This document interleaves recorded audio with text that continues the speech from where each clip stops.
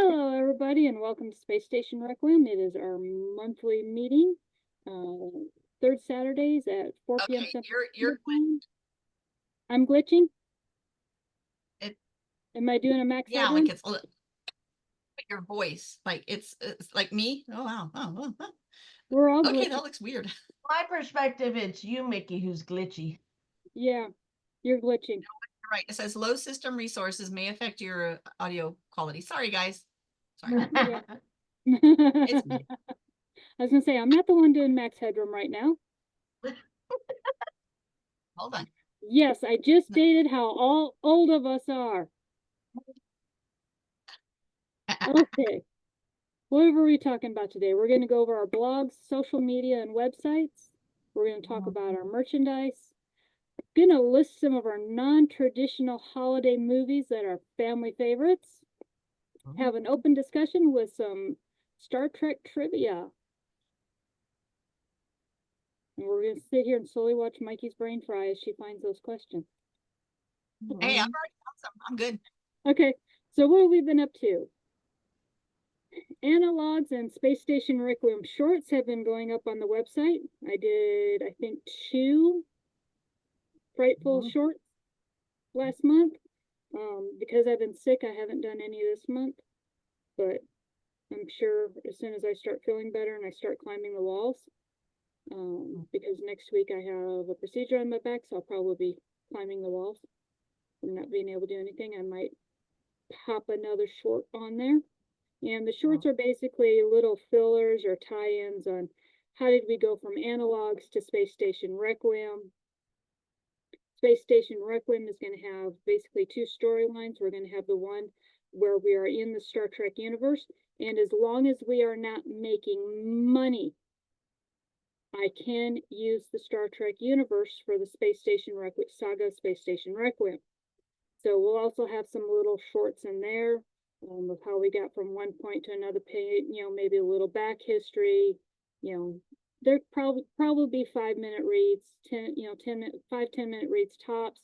I figure with everybody having shorter attention spans, that's kind of the installments for Space Station Saga Space Station Requiem is also going to be a 5 to 10 minute read. I'm not going to put no 30-minute read up there, big long thing for, people to read. I mean, I'd be thrilled if people asked me, okay, when's the next one? When's the next one? That would make my day.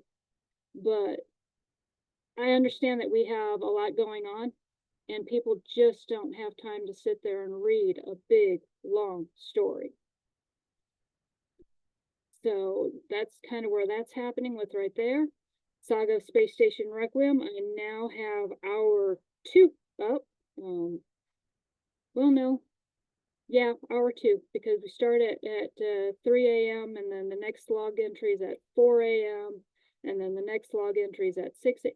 So a lot is happening in a short little bit of time on the last day of the 23.99. So that's where the time frame is on that one.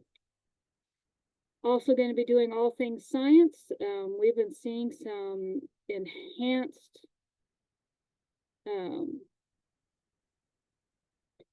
space photos. I couldn't think of the word. Astronomy. Astronomical photos of different features and everything out there. They've been really, really, really cool to see, and just the incredible detail that's been missed in years past that we can now see is just amazing. So I'll be sharing some of those up there. Any updates in space travel that I know of, or it comes across my desk. If anybody is a science teacher and wants to put some stuff up there, you're more than welcome to. I'll walk you through how to get me a blog.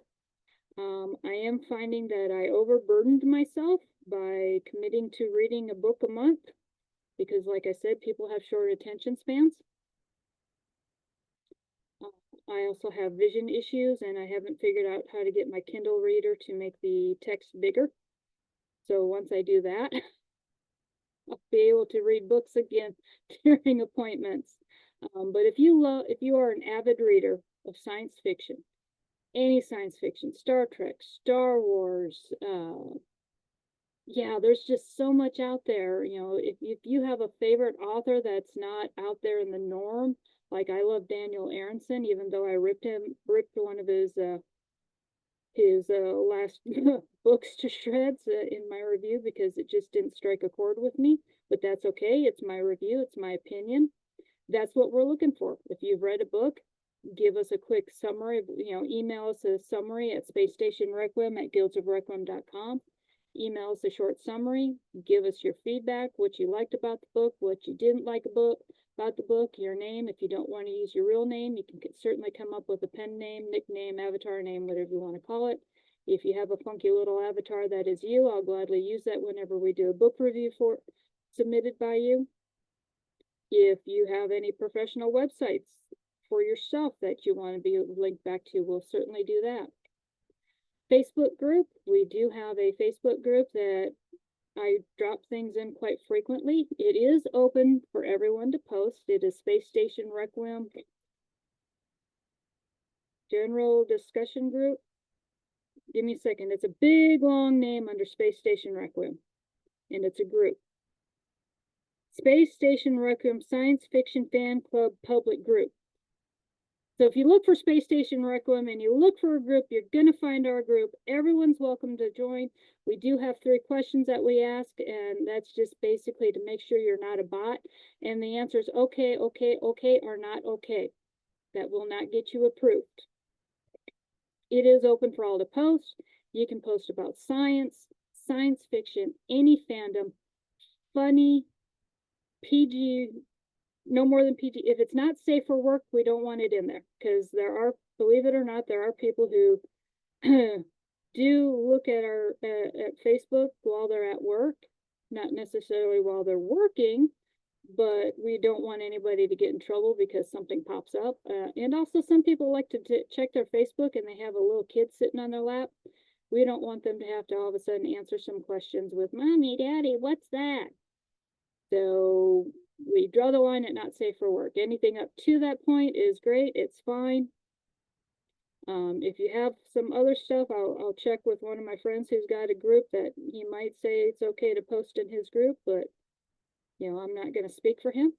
Kind of hoping he'd show up, but what's coming up? We have our holiday break that goes from December 20th, which is why we will not have December 21st, which is why we will not have a meeting in December, all the way through January 17th. On the 18th, we come back for our semi-annual board meeting, everyone at 10 a.m. Everyone is welcome to attend and kind of get a look at what are different differentiations between a board meeting and an executive board meeting. Our group basically says if you're a board member, it's because you sit there and you're bored 10 months out of the year. Executive board members, well, you got some executive decisions happening all the time and you're making things work. What do we have for merchandise? All merchandise is found on the Guilds of Requiem Incorporated website. That's the only one that we're paying for right now, so that's the only one we can have a shop on. It is www.guildsofrequiem.com. Look on the web, the little shop tab, and when you look over, there'll be either a drop down, you'll see Space Station Requiem, or if you click on the shop tab, you'll see a whole menu over here on the left-hand side that you can click Space Station Requiem. And one of the first things you're going to see, and Mikey, tell me if this is in view or not. Still, there we go. First thing you're going to see is our little badges. They are magnetic. Oh, that didn't work. I don't know if you heard the click. So you can pick your tree color. You can either be silver, bronze, or gold. Yep, and she has, there you go. And Heather has hers. She's enlisted in sciences. This is our command. Our ranking structure and department color structure is different than almost any other fandom out there. These are for analogs, the Elassian Empire. The Elassian Empire. These are our creation in what we do. The center part can be in whatever color for whatever department you are in.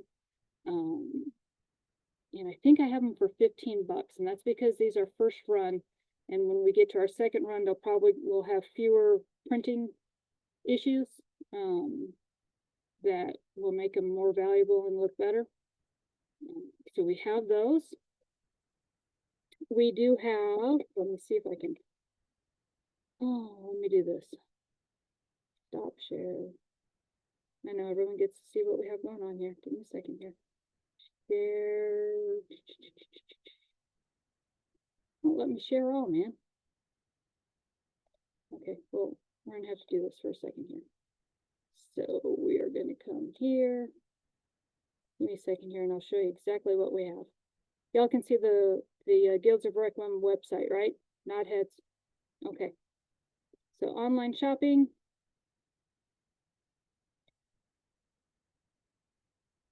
Space Station Requiem and Steampunk Unit, that's our kids zone. We have all sorts of fun stuff. We have duffel bags, we have sipper glasses, we have a beer stein. Yes, we have coffee. There's a long running joke about me and my coffee. So guess what else we have? Coffee cups, tumblers, we have jackets. Heather had gotten one of our original styles jackets. They were kind of really lightweight. They look bulky in the photos, but they're actually very thin and lightweight. And we have our ever popular underwear. I will let people look at them on their own, but I just gotta say they're our most, we sell the most of the underwear, you perverts out there. But then again, I'm the one that accidentally created them, so. Let's come back to here. All right. So we've got our badges, we've got fun merchandise. And coming soon, I will be having the updated patterns for the Alassian Empire and what our uniforms look like. I do have one done, including all my hemming, and I do need to get it tailored a little bit more yet. It's kind of hard to tailor on yourself, so I'm looking for a local seamstress that can do that and see if she can give me a pricing on if people just want to have her make one for them and we just send they just send their measurements. I think that's kind of how it's going to end up being because, well, you know, a lot of us don't have time and or the talent to mass produce these and have them be a quality item. So, on to the fun. Non-traditional holiday movies. Let's see if yours made the list. Die Hard. You guys can go ahead and turn your microphones on now. This is conversational part. I'm done yapping my mouth, so y'all can talk and get you in here. What? It's not is it? When does Christmas happen in your house, Mikey? Which movie has to be shown? Well, that's just it. Most of them are traditional movies, but I don't like the Die Hard series. Like I only like the first one. So I'm like, I like them all, but the first one is the best. Yeah, I mean the first one really sells it. I didn't care for the rest of them because it's like, okay, we're gonna take this formula that worked really, really well, and we're gonna keep rehashing it over and over and over. You know, they do them. I don't like want to watch one right after the other. Yeah, well, and I think the others didn't happen at Christmas because they were in New York wearing short sleeve shirts in one of them. I think the second one The second one happened at Christmas because that was the airport with all the snow. Yeah. After that, it may or may not have been Christmas. I don't know for sure. But it's not Christmas in our house until Hans Gruber falls from Nakatomi Plaza. Gremlins. Oh, definitely. Did you remember that Gizmo was a Christmas present, making it a non-traditional holiday movie? Yep. I'll agree with that one, but I haven't watched that one in years. Yep. Eyes Wide Shut. That threw me for a loop when somebody said that in one of the other groups that I'm in. And I posted the question and they're like, yeah, Eyes Wide Shut. And I'm like, isn't that like a scary movie? He says, yeah, but it's set during Christmas. I'm writing this down. Hold on. Go to Wikipedia and search for non-traditional Christmas movies. Eyes Wide Shut is listed. They list horror movies, sci-fi movies, fantasy, you name it, it's all there. Wow. Yeah. I guess my non-traditional Christmas movie then would have to be Harry Potter. Yeah, because he I said, love the Christmas scenes. I just yeah. love them. So yeah, My favorite is Iron Man 3. I still need to see that one. We got into an argument with one of my kids as to whether or not Iron Man 3 was a Christmas movie. That Christmas. I said, okay, he gave her a big bunny for Christmas. Mhm. 20-foot There top is a bunny.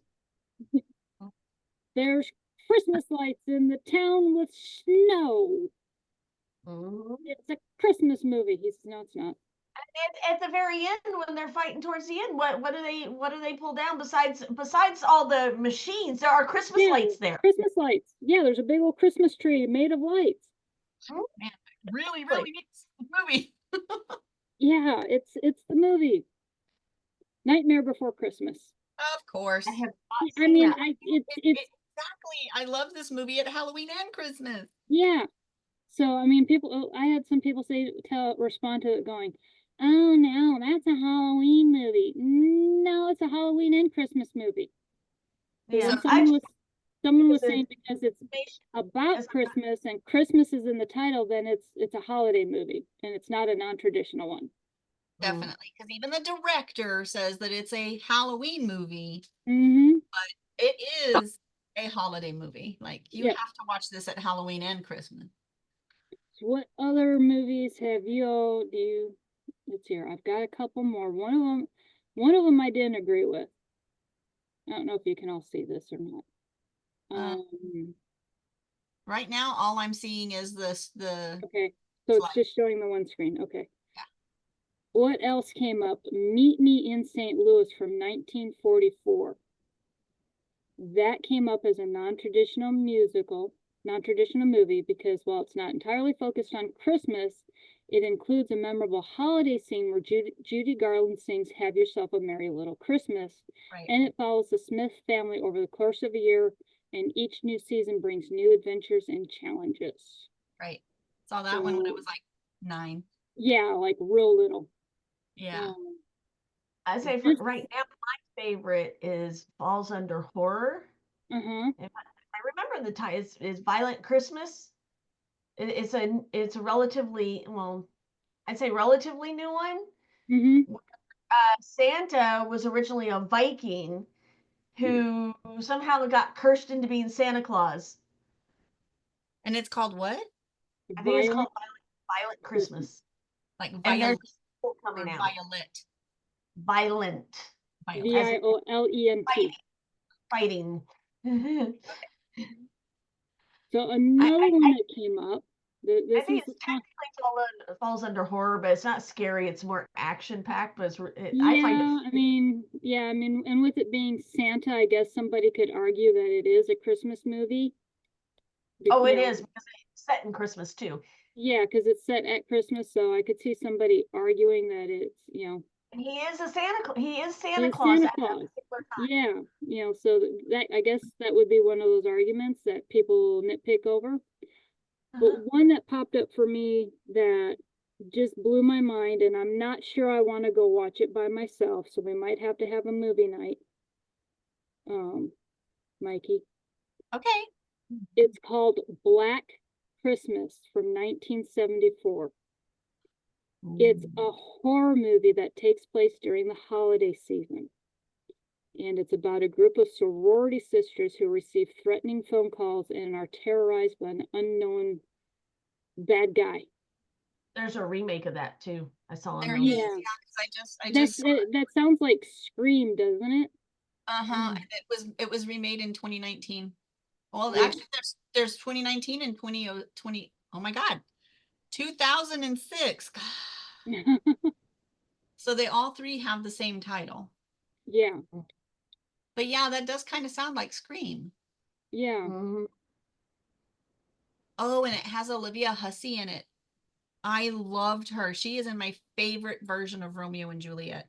Ooh. I love her in that version.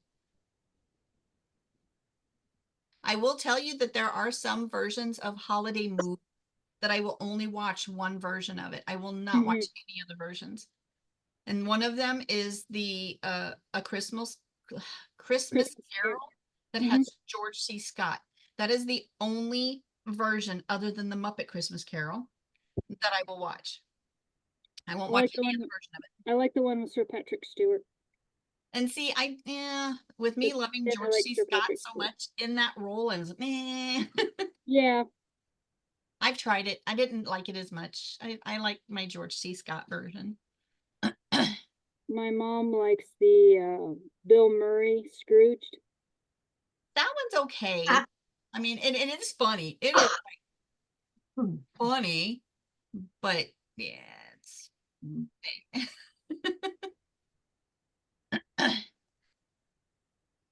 But yeah, every year I have to watch the George C. Scott version of A Christmas Carol.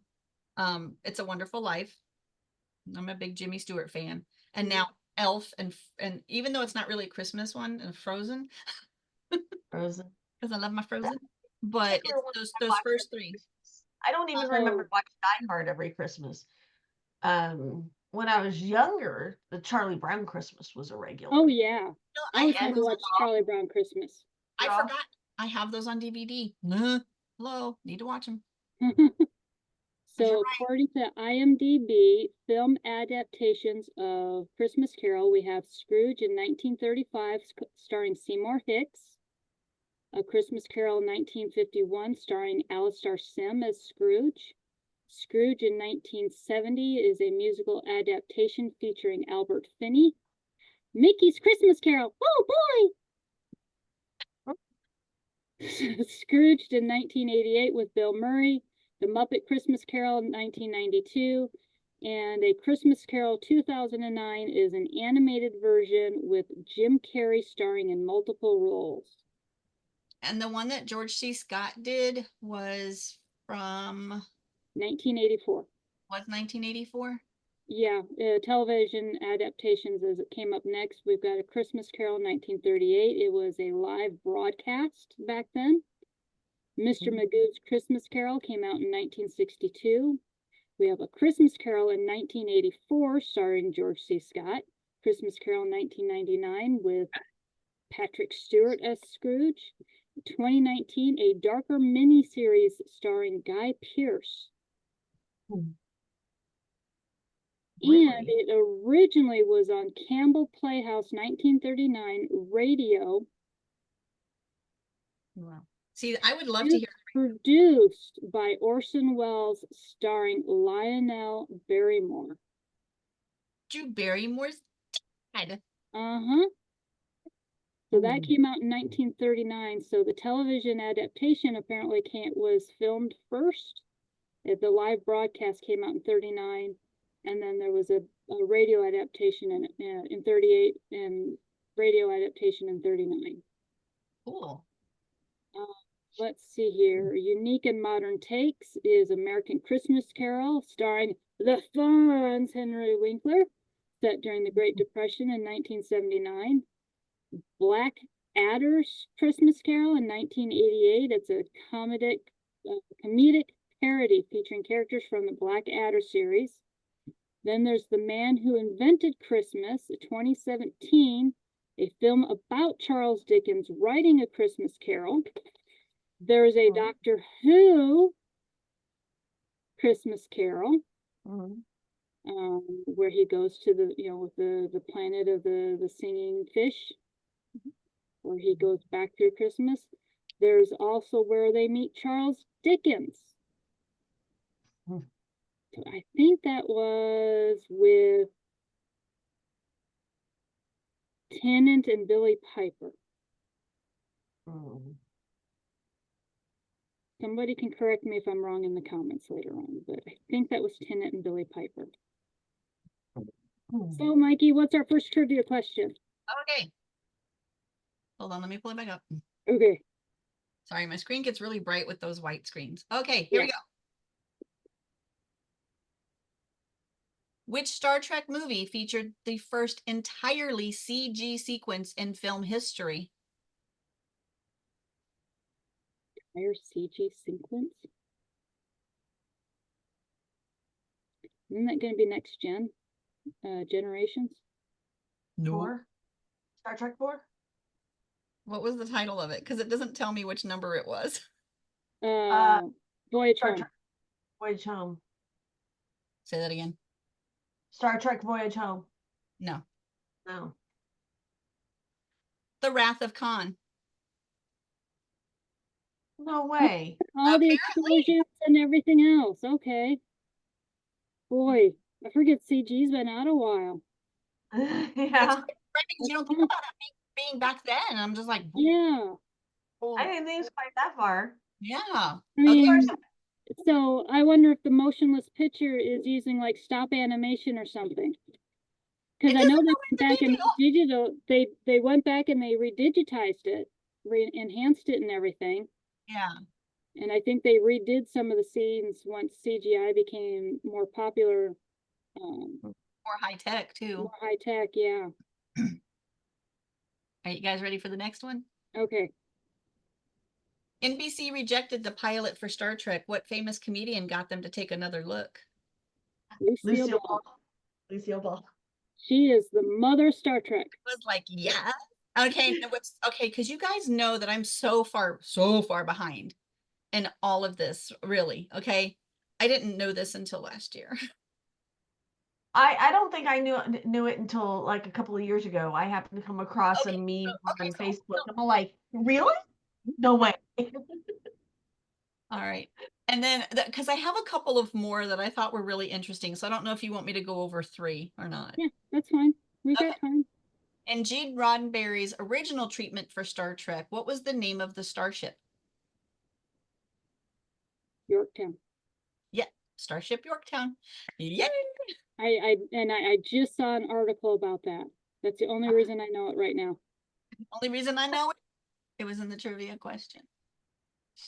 I mean, I remember seeing something about it being not being the Enterprise at first, but I couldn't remember the name.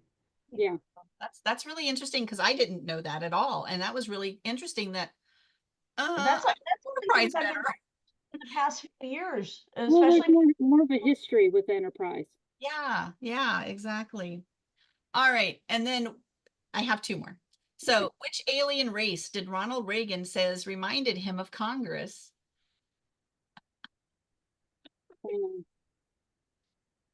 No, Ferengi.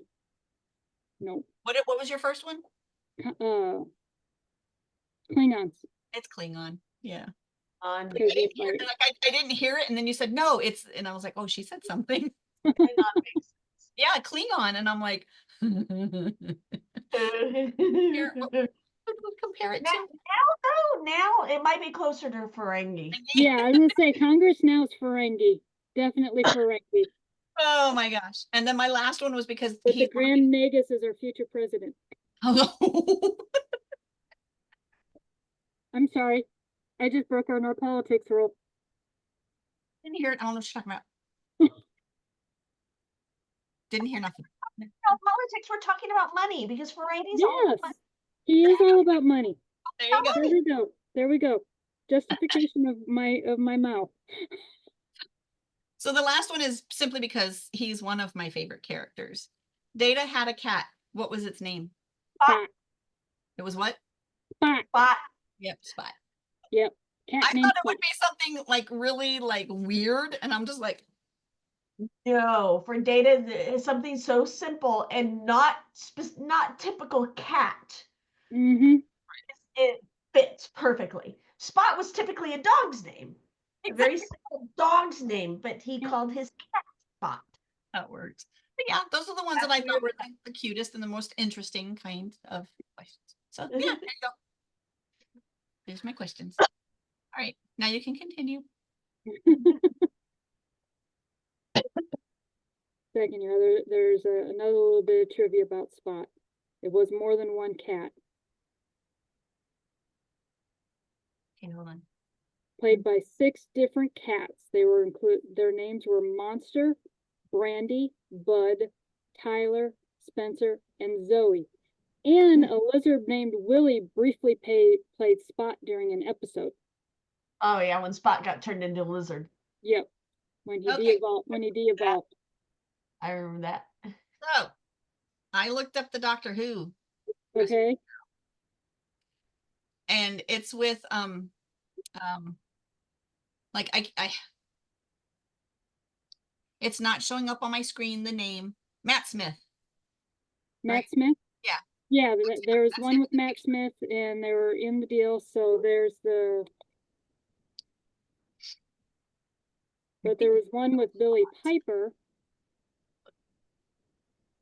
The Unquiet Dead. Was Eccleston and Billy Piper, where they traveled to Victorian Cardiff on Christmas Eve in 1869. They team up with Charles Dickens, portrayed by Simon Cowell, to investigate a mysterious plague of zombies. Perfect. Okay, that's the one that I couldn't find. I just saw the Christmas Carol one. Yeah. But okay, cool. I just think Matt Smith is so hot. See, truthfully, I thought Eccleston was the hot one. Eccleston. Yeah, he's definitely a really good looking guy, but I know Matt Smith from The Crown, Mm-hmm. and now seeing that Doctor he's in I'm like, oh my god, he's so freaking hot. And he's in He's in the Game it's of the he's prequel, in yeah, the Game of prequel for Game of Thrones. Mhm. Yeah. And I'm just like, I still haven't, well, I finished Game of Thrones, but I'm I rewatching. don't like this wig in that. It doesn't work on Doesn't him. look in my real. opinion. It I mean, definitely looks like a wig, but it looks good, but the color of the hair and all just does not work on him. and it's because what's crazy is the fact that I really have a thing for guys with long hair, and He it looks good with looks long hair. weird on If it him. were a different color, Right. it probably if it were like Maybe like, a light brown or something. but apparently all the Targaryens were bleach Yeah. blonde, and it's just kind of like his skin tone throws it off a lot. Yeah. Like it does. I don't watch Games of Thrones. I read the book. And I don't watch that. I don't watch the prequel either, but I see enough memes and stuff Memes coming and across stuff. Facebook. So I see pictures. it did take me a little bit to finish watching Game of Thrones because each episode is so heavy. Some of it's fighting heavy. Some of it is just a lot goes on. So it took me a long time to finish it because I would have to take a break. But Tyrion I got Lannister. season 6 and I can never get back into it, and I'm just So I'm I don't know. rewatching it for the second time now. So, but my favorite character is Tyrion Lannister. oh yeah. See, I'm having a problem with names today. But yeah, Tyrion Lannister is my favorite character, and his character has one of my favorite quotes. You know, I drink and know things. Well, I drink water. I don't know things. I pretend I know things. It works just as good. But yeah, I'm I like, know things, but most of the things I know, no one cares about. So Yeah, I mean we're walking encyclopedias of useless knowledge, but you know there we you have fun go. with it. There you go. That's exactly It it. makes trivia night really fun, and you know people are like I want her on my team. yeah. But I'm The gonna joy go of ahead and stop the recording, and we'll go ahead and we'll keep discussing along. It's just about time for us to go find food, and we'll be back at later on. We will not have a meeting in December or January. Our next meeting will then be in February. What was the date, Mikey? It is the 15th, I believe. 15th, February 15th. Okay, Give us a second. We're all going to flip open our calendars to say February 15th. So thank you for joining us, and we hope to see you in the future. Bye. Bye. Bye-bye.